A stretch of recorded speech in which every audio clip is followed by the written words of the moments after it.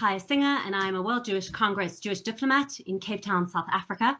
I'm also the parliamentary and diplomatic liaison for the South African Jewish Board of Deputies and a former chairperson of the World Union of Jewish Students. Today, we feature U.S. State Department Special Envoy for Combating and Monitoring Anti-Semitism, Mr. Elan Carr. Welcome, Elan, and thank you for your time. Thank you. Thank you for having me. And first of all, thank you to the World Jewish Congress for the magnificent work that you do, for which I've been a great beneficiary in my diplomatic work overseas. It really is an organization that has made a deep and lasting impact on the Jewish people and really on a better world. And so I'm grateful to WJC, one of my great partner organizations, and to the Junior Diplomatic Program, of which you're a part, Chaya. Really, what a wonderful collection of leaders. And so thank you again. Thank you to the JD program, and thanks to the WJC for hosting this really important and urgent webinar at this time. Thank you. It's such a pleasure, Elan. And for you joining us on this live stream, please leave your questions and comments below, and we'll get to them if we can. Elan, I know that you in your current role, you advise the Secretary of State, and you are responsible for directing U.S. policies and projects aimed at countering anti-Semitism throughout the world. So historically, Jews have not fared well during pandemics. Jews have been baselessly scapegoated by conspiracy theories that led to terrible anti-Semitism and the violent murder of Jews throughout the ages. In fact, these periods of pandemic birthed some of the classic anti-Semitic tropes that continue to resurface and dehumanize Jews. Has this global crisis breathed new life into centuries-old rhetoric that blames Jews for the spread of disease and economic downturns? Have you noticed any shifts in anti-Semitic sentiment or rhetoric that singles out Jews during this current pandemic of COVID-19?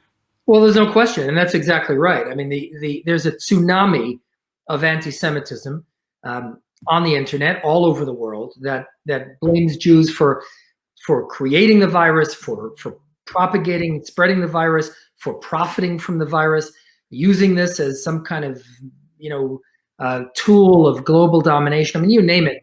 But the only thing I would say is, while this is certainly new in the sense of, the coronavirus pandemic is new, and so the anti-Semitism that uses this as a vehicle to attack Jews is also new. But really, there's nothing new about anti-Semitism using current events to attack Jews. This is what anti-Semitism does. It morphs and adopts the flavor of the times and uses that current events and that milieu to attack Jews in that context.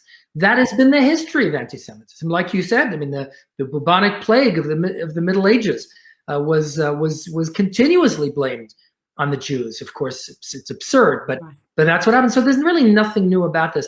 Before there was a state of Israel, Jews were attacked for other reasons. Now that there's a state of Israel, one of the most visible forms of anti-Semitism is anti-Zionism and Israel hatred. So again, it's people could always refer to this as new, but really there's nothing new about it. Now, let me just say one more thing about that particular form of anti-Semitism that uses the pandemic and blames Jews for the pandemic.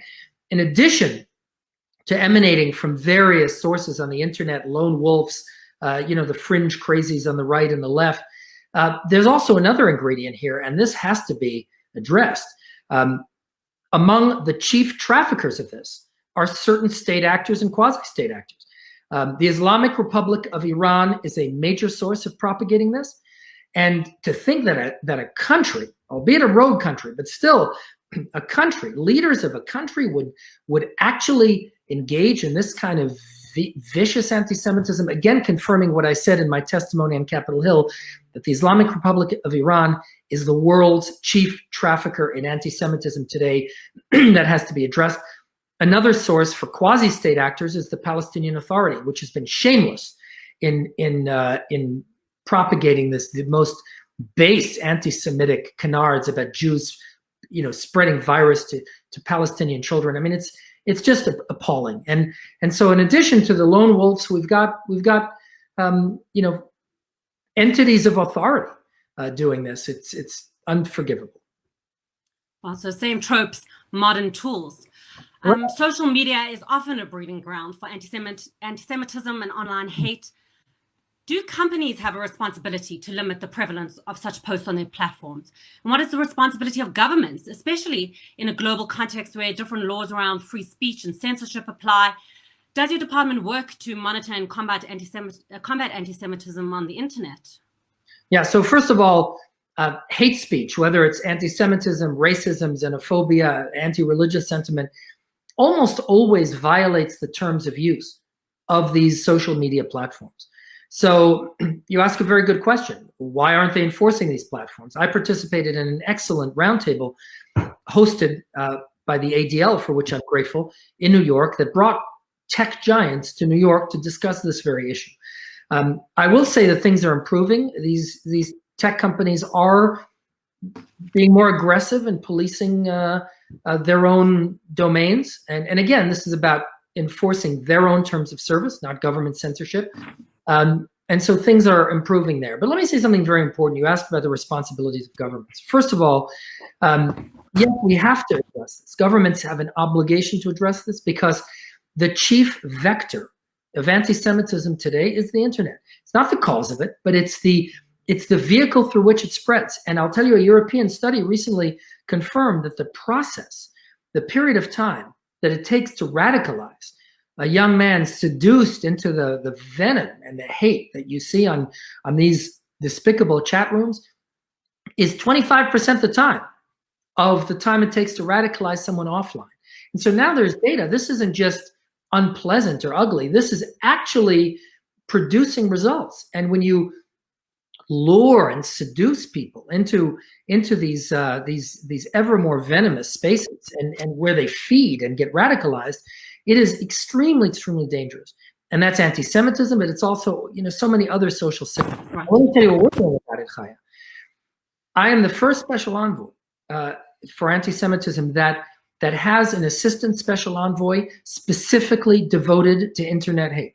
This has never before happened. So we are taking this so seriously that I have a member of my team at a senior level who focuses exclusively on this. And we are working on some very exciting initiatives and partnerships in partnership with NGOs and other private entities and the Israeli government that are doing incredibly, incredibly important work, not only in monitoring this, but in learning how this venom spreads all across the world and how it recruits and how it brings people in. We're working on this. And I'm confident that we can, in partnership with these organizations, roll this back, and not through censorship. Look, in the United States, we believe, we are champions of the First Amendment. And when it comes to speech that's unprotected, sure, incitement to violence is not protected speech. But hate speech that's protected cannot be censored. But that doesn't mean we can't do anything about it. That doesn't mean we can't combat it. That doesn't mean we can't bring focused attention, shine light onto it, call people out for being the anti-Semites that they are and the haters that they are. We can do something about it that doesn't violate the free speech rights and values that we in the United States believe are so important. Sure, that's fantastic, amazing. Let me ask you, in terms of current forms of anti-Semitic ideology, the State Department assesses and describes the nature and the extent of acts of anti-Semitism and incitement. We're seeing a rise in anti-Semitism from the right, we're seeing a rise from the left, and even ideologically opposed alliances, sometimes uniting in their hatred of Jews. How is anti-Semitism currently being affected by evolving trends in identity politics? And how would you rank the current levels of threat along the ideological spectrum? Yeah, so that's exactly right. I mean, the amazing thing about anti-Semitism is its limitless irrationality and its ability to be adopted by ideological camps that really should hate each other, one would think, more than anything else on earth. The ethnic supremacist far right, the neo-Nazi types, the red banners and torchlit marches, the internet hate rooms and the synagogue shooters, the active shooters, by the way, not only synagogue shooters, mosque shooters, right? I mean, these are people who hate everyone other than themselves for the most part. And then you've got the radical left, the anti-nationalist, anti-Western, who define Israel as a hateful colonial power. Of course, it's not, and it's absurd. but their venom is really couched as anti-Zionism and hatred of anything that defines the Jewish people as a people, certainly hatred of the state of Israel. And then also a third camp too, militant Islam. The militant Islamists, again, most Muslims are not only welcoming of Jews, they can be philo-Semitic. I know personally, as an Iraqi Jew whose family came from that region, I know that's the case.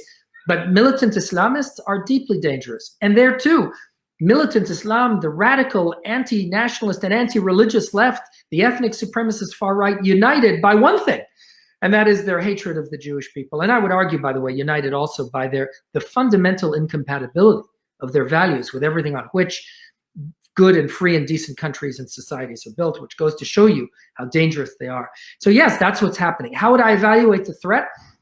You have to fight all of it. You know, one thing that we said when we began it, the first speech I gave a year and 3 months ago when I was appointed, is that we will not ignore any one of these three camps, nor will we minimize any one of them. Because, you know, if you're going to be serious about fighting anti-Semitism, you've got to fight all of it.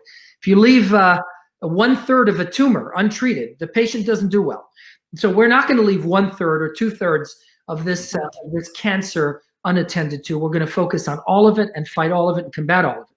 I'm excited to say, by the way, that there are incredibly positive developments we're seeing in the Arab and Muslim world. The Arab and Muslim world is more aligned today to adopt a new narrative with regard to Jews and even the state of Israel than ever before, in part because of the Iranian threat, in part because of geopolitical realignments in the region. But we're working on incredibly exciting initiatives with our friends and allies in the Arab world to turn over a new page. And in fact, not so much a new page, an old page, where you know, Jews were in certain periods of time embraced and treasured as great communities in the Arab and Muslim world, from Baghdad to southern Spain at one point. Jews flourished under the Muslim empire. So in a sense, turning over a new page, but in a sense, rediscovering what the affection Islam had for Jews, and by the way, and for Christians as well. And so I'm very excited about these developments. Well, one place where we do see a conflation of these three ideologies, as you've outlined it, is campus. And Elan, you were an international president of the Jewish fraternity AEPi, and in the course of your work in the Jewish community, you have been recognized as a leader in the fight against anti-Semitism on US college campuses and around the world. So, I mean, this week in South Africa, some of our campuses are hosting a virtual Israel Apartheid Week. This annual hate fest on campuses inevitably leads to the vilification and harassment of Jewish students, and consistently degenerates into blatant anti-Semitism. Additionally, there's the challenge of recurring threats of academic boycotts of Israel, which often sees Jewish student unions campaigning for academic freedom. What is your assessment of the current climate on university campuses for Jewish students and academics? Yeah, it's deeply unfortunate what's happening on far too many campuses. And in my diplomatic work overseas, I was surprised to discover that what Jewish students are saying in Europe, and I met with Jewish student leaders in the UK, in France, and in Europe generally, in the European Jewish Student Council, for example. They are reporting the very same thing that we hear from Jewish students in the United States on many campuses, which is that if you want to be safe as a student, if you want to go unmolested across your campus, you've got to check your identity at the door. You cannot say anything about Israel. You can't mention the word Zionist. You have to completely divorce yourself from that aspect of one's Jewish identity, namely the multi-millennial connection of the Jewish people to the Jewish homeland, to Eretz Israel, which isn't a new phenomenon. I mean, Zionism didn't begin in 1948. Zionism began when God says to Abraham, "Go forth to a land that I will show you." I mean, Zionism is as old as Judaism itself, namely that connection of the Jewish people as a people to the land. And the price Jewish students have to pay today on many, many campuses across the world is that they cannot express themselves. They have to basically go into hiding in order to be safe. There's a word for that. It's called anti-Semitism. It's also illegal, by the way, to discriminate and harass against harass Jewish students is not legal. Not a question of free speech. Harassment and discrimination is not free speech. That's why I'm so proud in yet another bold move that shows that our administration in Washington, the Trump administration, is unprecedented in its commitment to fight anti-Semitism, to protect the Jewish people throughout the world, and to support the state of Israel. President Trump, in December, signed an executive order, again, unprecedented, a game-changing executive order that applies Title VI civil rights protections to Jewish students and says that universities that promote discrimination and harassment against Jewish students are going to lose their federal money. And I tell you, I was at the signing ceremony for that, and the president looked right at the cameras and said, let me make this very clear. If you're a university leader and you are promoting discrimination and harassment, this is going to be very, very expensive for you. And I promise you, not a single university president or chancellor did not hear that press conference. So we are determined to stand up and fight for Jewish students around the world who deserve better, who deserve to be in an academic environment free of discrimination and harassment, where they can be proud Jews and proudly express their identity on campus without fear of harassment and a violation of their rights as students. And when it comes to this conflation of anti-Israel and anti-Semitism, there's been a great deal of conversation and debate in the international community about a need to objectively define anti-Semitism and the role that anti-Israel sentiment plays in that. Why, in your opinion, is that necessary? And is there a standard definition that you are promoting? Is the International Holocaust Remembrance Alliance working definition the leading measure, in your opinion? And do you believe that it is adoptable in all contexts, given your work with governments around the world? Well, yes, that is the definition. It's should be non-controversial. I would call it non-controversial. I mean, the Organization for Security and Cooperation in Europe, the OSCE, voted 56-1 to adopt the IRA definition of anti-Semitism. 56-1 among, East and West countries that have very major differences is quite a statement. So I would call it non-controversial. It becomes controversial on campus, by the way, because groups that traffic in anti-Semitism will oppose the adoption of it because they don't want to be defined as trafficking in anti-Semitism, even though that's exactly what we're doing. And yes, Chaya, it is very, very important to have a definition, because when you have a definition of anti-Semitism, you are able to point to an objective reservoir of authority and say, look, what you just said is anti-Semitic. Do you realize that? Let's talk about it. And it allows us to really educate people. It's not about censorship, by the way. I mean, to define anti-Semitism has nothing to do with censoring anti-Semitism. It has everything to do with understanding what we're talking about.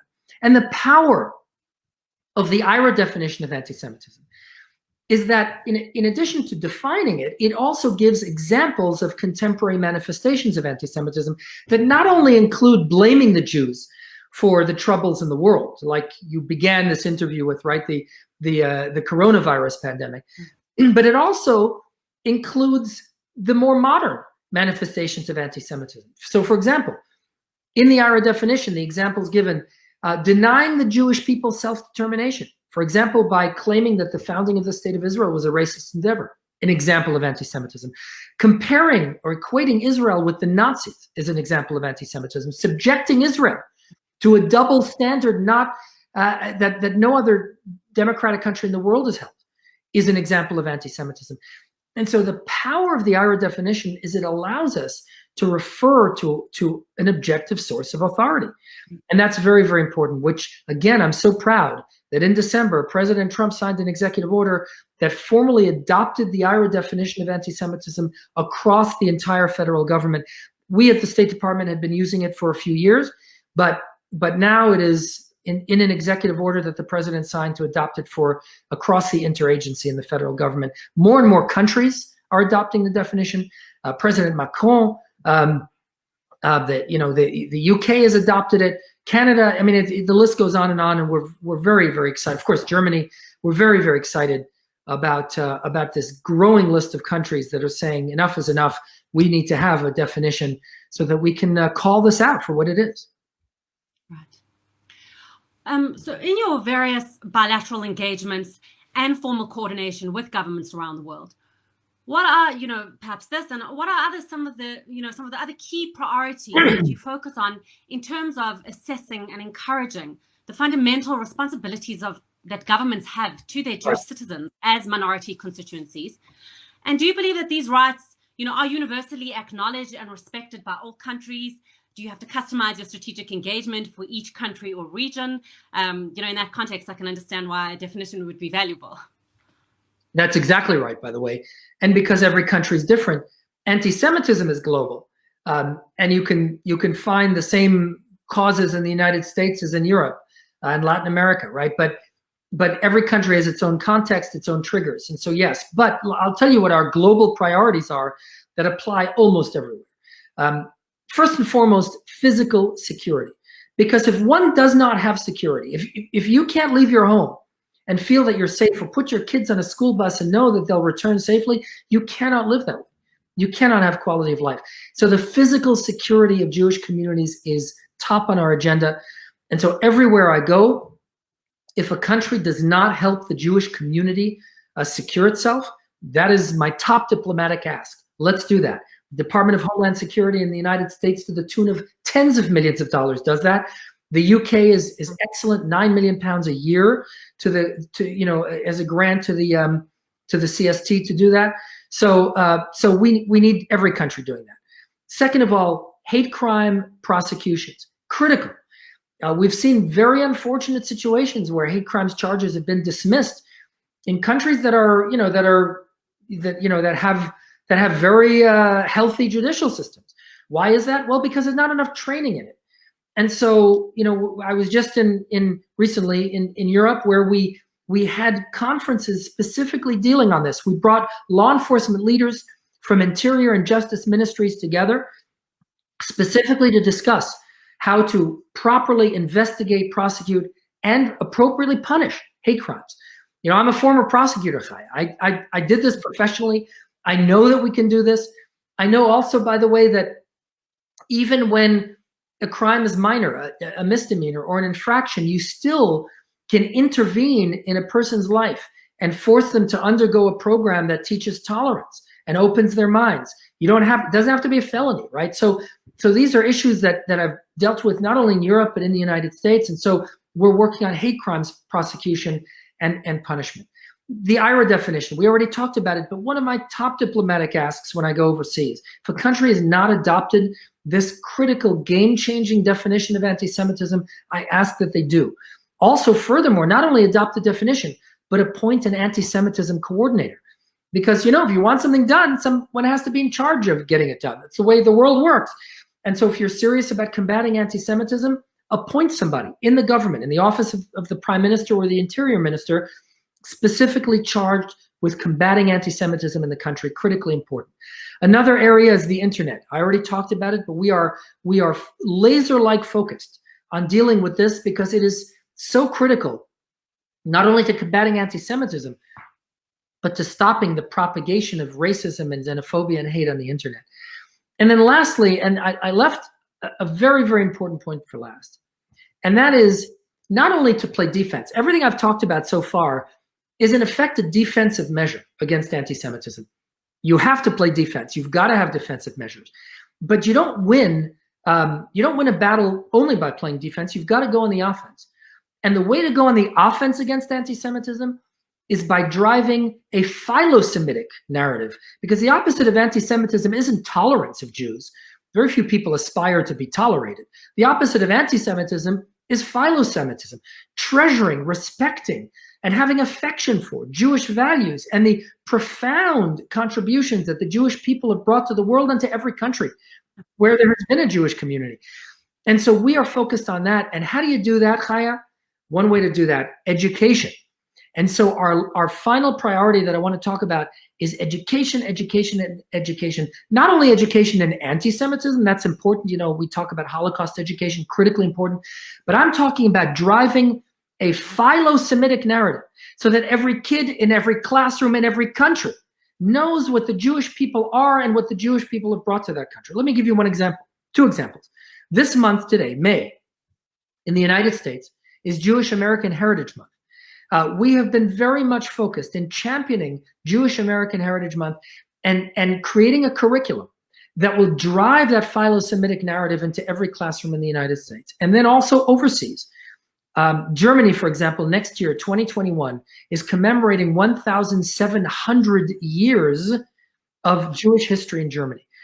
How amazing would it be if Germany commemorates that year, not only with a declaration in January that's over in a day, but actually with a curriculum, so that every German kid in the country knows that it's 1,700 years and knows what the content of that is and what the Jewish people have brought to Germany. We can really change the world doing this. And so we are very much focused on driving that philo-Semitic narrative to go on the offense against anti-Semitism. It's really fantastic, because I think everywhere in the world it's acknowledged that the Jewish communities are, a minority that punches way above its weight and contributes disproportionately wherever it is. To be able to highlight that, if we don't tell our story, no one will. And vice versa. I asked when I was in Germany, I said, we can talk about Jewish contributions to Germany. There's a very long list. I said, but how many German kids know that the vernacular language of Ashkenazi Judaism from Russia to England is a form of German? How many German kids know that? The answer is nobody knows that. Why not? So let's get serious about driving this philo-Semitic narrative. That's fantastic. And even in terms of my own work as the parliamentary liaison for the Jewish Board of Deputies, my job is to go into Parliament and present the Jewish community as stakeholders, as voters, as taxpayers that want to contribute in the general national interest on all issues, on all topics. So looking historically at the contribution of the Jewish community and currently what Jewish communities contribute to society wherever they are. That's very important. Very important. Very. It's so amazing how all the different parts of your experience, from being the Deputy District Attorney for Los Angeles counties, where you worked as a prosecutor, prosecuting violent crimes for more than a decade, including hate crimes, how you worked to establish an independent Iraqi judiciary and training Iraqi judges and lawyers on constitutional law and criminal defense during your tour in Iraq, how this has impacted your work in terms of this increasingly critical and challenging arena in the courts in South Africa, in France, all over the world. And then also, as you mentioned, your experience also working, in Jewish communities, that you were formerly a voting member of the Conference of Presidents of major American Jewish organizations, and serving on the National Council of AIPAC, and that in your work you consult with domestic and international non-governmental and multilateral organizations and institutions. So the World Jewish Congress is the representative body of Jewish communities in over 100 countries around the world. We are the local stakeholders and NGOs in our countries. What has your experience been in working with local Jewish communities and Jewish communal organizations? Do you have the access and cooperation you need? Do you have any further advice and suggestions from all the wonderful things you've raised for us on how we can better protect Jewish life and Jewish way of life in our communities? Yeah, so absolutely. And in fact, I'm so happy you asked that question, because my standard operating procedure before I visit any country is to bring together all of the stakeholders, those Jewish organizations that do work on the ground there, some in that country, local Jewish organizations, sometimes WJC affiliates, but sometimes not, either way, and also other organizations that are global. So for example, it's very typical that I would get briefings from WJC, AJC, certainly ADL, if Eastern and Central Europe, NCSEJ, and a number of others, sometimes NGO Monitor, by the way. And I would get briefings specifically on the goings on in that country. I'll talk to local leaders, often through the WJC and your affiliates. I'll talk to leaders on the ground there. And so, of course, and I also get intelligence briefings and embassy briefings from the State Department. But before I even set foot on the ground in a country, I do all of that homework so that I know what's going on. And then again, that's before I sit down with the Jewish community, I know what's going on. But also it brings the Jewish world in and invests all of these stakeholders in the diplomatic work we're doing. Very, very important, because I want to have that buy-in, not only because it educates me and informs our diplomacy, but it also helps to create unity in the Jewish world. And if the Jewish people can stand united against anti-Semitism, then I have no doubt that anti-Semitism will lose that fight. And but but oftentimes, sadly, the Jewish people are in desperate need of unity. And so this is one way of helping to breed that. And definitely WJC has been a critical partner in this, not only through its affiliates, but by the way, the WJC as the international entity itself. The JDs are a great example, by the way. I often receive briefings directly from the JDs before I go to a country, in addition to from the local WJC affiliate, and also from other Jewish organizations not affiliated to WJC on the ground in a country. And then, of course, when I arrive in the country, I actually meet with the Jewish community. My first stop after our own embassy, after the US embassy, is the Jewish community. I don't meet with the government of that country until I meet with the Jewish community first, because I want the Jewish community to know the United States has their back, and I want the government to know that we know exactly what's going on the ground. And by the way, it's not only for bad things. You know, many countries, and it's very important to talk about good news too, many countries are doing phenomenal things. And when I meet with our friends and allies around the world, in addition to working on issues we need to work on, you know, I want to thank them for doing excellent work. I mean, we want to sit down and say, listen, you know, when the German and the Austrian Bundestags, the German Bundestag and the Austrian Parliament passed legislation that says BDS is anti-Semitism. You know, when you've got unbelievable national coordinators fighting anti-Semitism in the UK, like Lords Man and Pickles, in France, like Frédéric Potier, in the EU, Katharina von Schnurbein, who is a treasure. I mean, she's been a game changer for Europe. Of course, Felix Klein in Germany, who Felix Klein, I want you to know about Felix Klein, one of my heroes, who has been absolutely fantastic, and he's not shy about calling out all kinds of anti-Semitism, including BDS. And so when BDS is anti-Semitic, which it is, and the Bundestag voted that it is, Felix Klein will stand up and take heat and say, this is anti-Semitism, and he will fight it and oppose it. We need to say thank you to people like that, and we need to say thank you to the governments that appoint people like that. And so a lot of my work is really to support and strengthen with the full weight of the United States, our friends and allies who are doing such great work. Oh, wonderful. It's such a positive note, but I just want to ask one more question. Just based on your personal history, that you're an officer in the United States Army Reserve, and you've received multiple awards and commendations for your 2 decades of military service, that in 2003, 2004, you were deployed to Iraq, and that you speak the Iraqi dialect of Arabic because you are the son of Iraqi Jewish refugees who fled persecution in Iraq.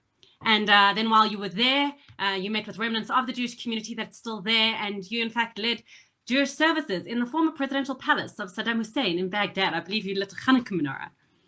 So you know from very personal experience about Jewish families being forced to leave their home countries due to anti-Semitism. You know, we're 75 years since the liberation of Auschwitz. Are there Jewish families around the world currently facing this dilemma to stay, to go? And are they in circumstances that are still salvageable?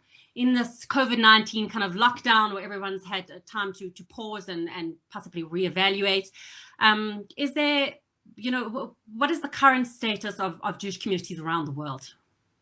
So, you know, first of all, my experience in Iraq, you know, wasn't only, it started with Hanukkah, but then I helped lead a minyan every single week for Shabbat in the former presidential palace of Saddam Hussein, which was, you know, a remarkable statement because it was from that same building that Saddam, 10 years or so earlier, gave the order to fire Scud missiles into Israel. And here we were coming together as Jewish service personnel in uniform and civilians to express our Jewish identity in a place that had been a place of evil and then became a place of reconstruction and freedom. And what a great moment that was, especially for the son of refugees who fled that very place. You know, when my mother was a young girl, she remembers a knock at the door, and soldiers came, and my grandfather still had shaving cream on his face. It was early in the morning, and they dragged him away and put him in prison for no reason other than he was Jewish. And so my family literally fled anti-Semitic persecution, and now well, first of all, then to go to Iraq to help build a free and decent Iraq was a privilege, and now to be in this role, to be America's lead diplomat in fighting anti-Semitism globally is one of the greatest privileges I could ever imagine, and so it's wonderful. Now, with regard to making Aliyah, and fleeing countries to go to Israel. Chaya, this is a very important point. Nobody should make aliyah out of fear and out of flight. We believe, look, we're not against aliyah. You know, if somebody wants to embrace, that aspect of their Jewish identity, and not only feel a connection to the land of Israel, but want to live in the land of Israel and want to be Israeli, wonderful, more power to them. But they shouldn't do that for any reason other than positive reasons. They certainly shouldn't have to do it because they're running away from danger. And so we believe that every Jew in the world should have the right and the ability to stay exactly where they are and be safe where they are. Now, if they want to leave, that's fine. But we want them to know that they can and have a right to stay exactly where they are and be free from persecution, from discrimination, from danger, from anti-Semitism. And so we're very much focused on that. Now, is there hope for that? Yes, 100%. I mean, I get asked all the time, well, what's going to happen in Europe? Is there a future for Jews in country A or country B? My answer is yes. There's a future for Jews in every single country, because if Jews embrace Jewish life and stand up proudly and partner with us, the United States government, and all of the wonderful Jewish organizations that are doing great work, and the State of Israel, the Ministry of Diaspora Affairs is doing phenomenal work fighting for Jewish communities everywhere. If Jewish communities embrace Jewish life and partner with governments and with these Jewish organizations, yes, there is a future for Jewish life, and there's a future for Jewish life everywhere, and that's very, very important. Now, is there a future for Jewish life in Iran, a country that is the world's leading trafficker in anti-Semitism, that supports, funds, and commands and controls the genocidally anti-Semitic Hezbollah? Is there a future for Jews there? Well, I hope there would be, but Iran has to change its tune. And that's why the United States walked out of the Iran nuclear deal, the JCPOA. That's why we are applying pressure and sanctions. That's why we are insisting that that Iran be held to conduct, not to a double standard that excuses their mischief and their terror and the death and bloodshed that they've sown all across the Middle East and frankly in Latin America and in other parts of the world, but that they be held to account. That's why the United States has made this the top priority. And right now, as you know, Secretary Pompeo, my boss, is in Israel to coordinate with Israel, not only to state our absolute unwavering support for the state of Israel and its right of self-defense, but also to coordinate our efforts to contain the mischief and the disasters brought upon the world by the Islamic Republic of Iran.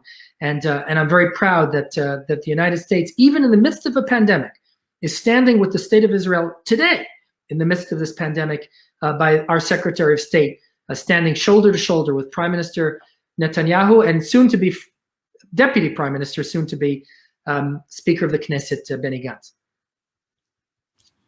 Well, I can't tell you how empowering this has been for me, how privileged I feel to have had the opportunity to have this conversation with you. And for everybody who's listening, I think we all feel a bit safer going to bed tonight, wherever we are in the world, knowing that you are on the front lines, that you are there to protect not only Jewish life and Jewish way of life, but to safeguard the world from the scourge of anti-Semitism and to make society more tolerable and to make the world a better place. I mean, it's really, it's quite moving. So thank you so much for your time. Thank you for having me. And really, I can only commend the State Department for being able to adapt and to be able to still continue on with this fight, even under the circumstances of this COVID pandemic. And I know you're very busy, but thank you for taking this time to talk to us. And I really hope we can welcome you in South Africa sometime soon. Our Jewish community would be very happy to host you. I very much look forward. And it'll be wonderful. And to anybody who's listening in, tune in tomorrow for our web talk at 11 a.m. Eastern with special guest Rabbi Andrew Baker, who's personal representative of the OSCE chairperson and combating anti-Semitism and the agency director of international Jewish affairs. Let me say you're all in for a treat. Andy Baker, Rabbi Baker, he's a dear friend and he does amazing work. So you're in for a treat. Wonderful. So just on behalf of the World Jewish Congress, thank you to you, Elan, and we just wish you all the best in this very important work that you're doing. We're all with you and behind you, however we can, support you in any way. And to all of you watching at home, to all of us, Hashem, we all be protected in our goings and our comings. We just wash our hands, stay home, and stay safe.